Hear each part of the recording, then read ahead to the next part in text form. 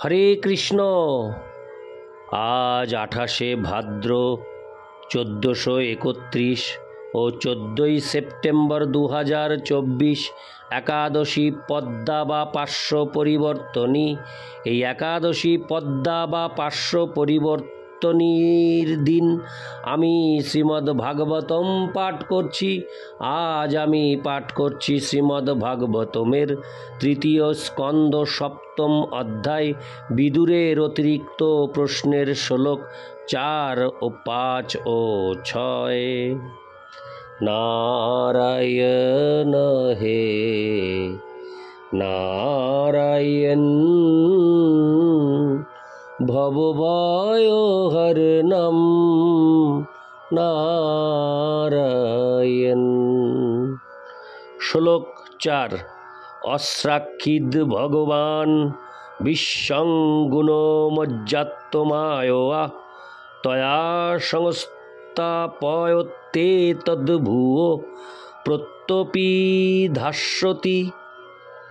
অনুবাদ: তার স্বরক্ষিত ত্রিগুণাত্মিকা মায়া শক্তির দ্বারা ভগবান এই বিশ্ব সৃজন করিয়েছেন।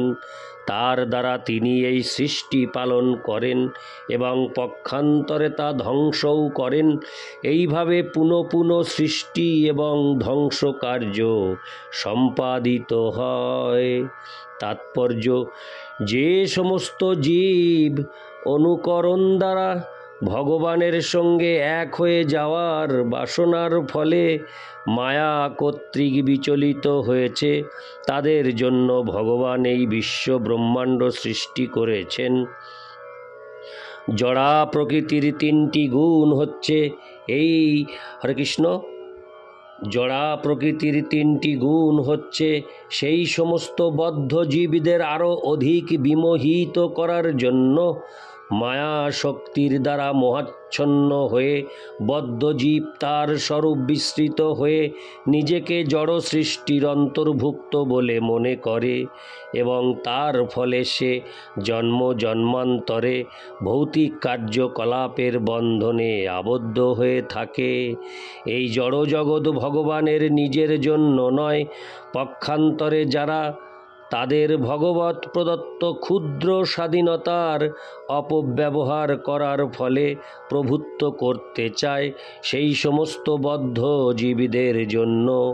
তার ফলে বদ্ধ জীব পুনঃ পুনঃ জন্ম ও মৃত্যুর অধীন হয়। ইতি শ্লোক 4। শ্লোক 5। দেশত কালত যোহ সাবস্তাত শতহন্নত অবিলুপ্তা বোধাত্তা সযুজ্যেতা জয়া কথম। অনুবাদ: শুদ্ধ আত্মা বিশুদ্ধ চৈতন্য সম্পন্ন এবং তা কখনোই দেশ কাল অবস্থা স্বপ্ন অথবা অন্য কারণের দ্বারা অচেতন হয় না। তাহলে কিভাবে সে অবিদ্যার দ্বারা আচ্ছন্ন হয়? তাৎপর্য: জীবের চেতনা সর্বদাই বর্তমান থাকে এবং কোনো অবস্থাতেই তার পরিবর্তন হয় না। যে কথা উপরে উল্লেখ করা হয়েছে, কোনো মানুষ যখন এক স্থান থেকে অন্য স্থানে গমন করে তখন সে সচেতন থাকে যে সে তার স্থান পরিবর্তন করেছে। সে বিদ্যুতের মতো অতীতে, বর্তমানে এবং ভবিষ্যতে সর্বদাই বর্তমান থাকে। সে তার অতীতের ঘটনাবলী স্মরণ করতে পারে এবং তার অতীতের অভিজ্ঞতার ভিত্তিতে ভবিষ্যতের বিষয়েও অনুমান করতে পারে। কোনো অসুবিধাজনক পরিস্থিতিতে স্থিত হলেও সে কখনোই তার ব্যক্তিগত পরিচয় ভুলে যায় না। তাহলে ঊর্ধ্বতন কোনো বিষয়ের দ্বারা প্রভাবিত না হলে কিভাবে সে বিশুদ্ধ আত্মারূপে তার প্রকৃত পরিচয় বিস্মৃত হয়ে নিজেকে জড় বলে মনে করে? এর সিদ্ধান্ত হচ্ছে যে জীব অবিদ্যা শক্তির দ্বারা প্রভাবিত হয়, যে কথা বিষ্ণু পুরাণ এবং শ্রীমদ্ ভাগবতের শুরুতে প্রতিপন্ন হয়েছে। ভগবদ্ গীতায় 7-5 জীবকে পরা প্রকৃতি বলে উল্লেখ করা হয়েছে এবং বিষ্ণু পুরাণে তাকে পরাশক্তি বলে উল্লেখ করা হয়েছে। জীব ভগবানের বিভিন্ন অংশরূপে ভগবানের শক্তি, সে কখনোই শক্তিমান নয়। শক্তিমান বহু শক্তি প্রদর্শন করতে পারে, কিন্তু শক্তি কখনোই শক্তিমানের সমকক্ষ হতে পারে না। এক শক্তি অন্য শক্তির দ্বারা পরাভূত হতে পারে, কিন্তু শক্তিমান কখনো শক্তির দ্বারা পরাভূত হন না, কেননা সমস্ত শক্তি তার অধীন।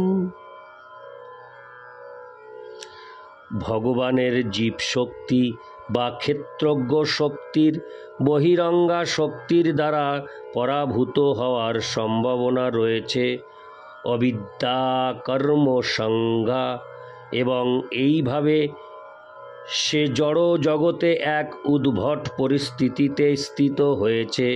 অবিদ্যা শক্তির দ্বারা প্রভাবিত না হলে জীব কখনোই তার প্রকৃত পরিচয় বিস্মৃত হতে পারে না। যেহেতু জীবের অবিদ্যা শক্তির দ্বারা প্রভাবিত হওয়ার প্রবণতা রয়েছে, তাই সে কখনো পরম শক্তিমানের সমকক্ষ হতে পারে না।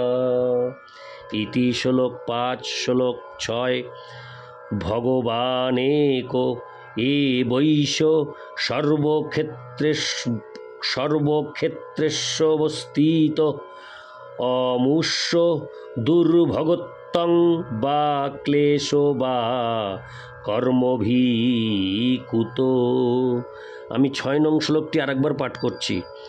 ভগবানেক এবৈষ সর্বক্ষেত্রেষ্বস্থিত অমূষ্য দুর্ভগত্বং বা ক্লেশ বা কর্মভিকুত।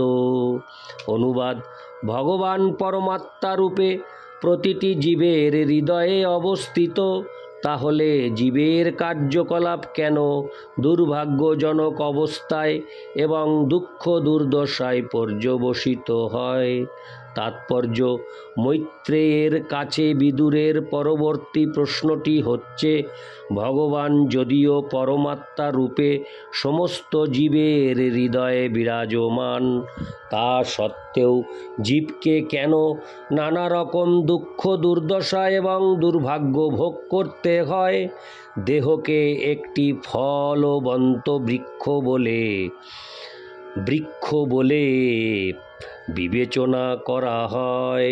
দেহকে, আরেকবার লাইনটি পাঠ করছি, দেহকে একটি ফলবন্ত বৃক্ষ বলে বিবেচনা করা হয়। জীব এবং পরমেশ্বর ভগবান সেই বৃক্ষ দুটিতে দুটি পাখির মতো বর্তমান। জীবাত্মা সেই বৃক্ষের ফল আহার করে, কিন্তু পরমাত্মারূপী ভগবান সাক্ষীরূপে অন্য পক্ষীটির কার্যকলাপ দর্শন করেন।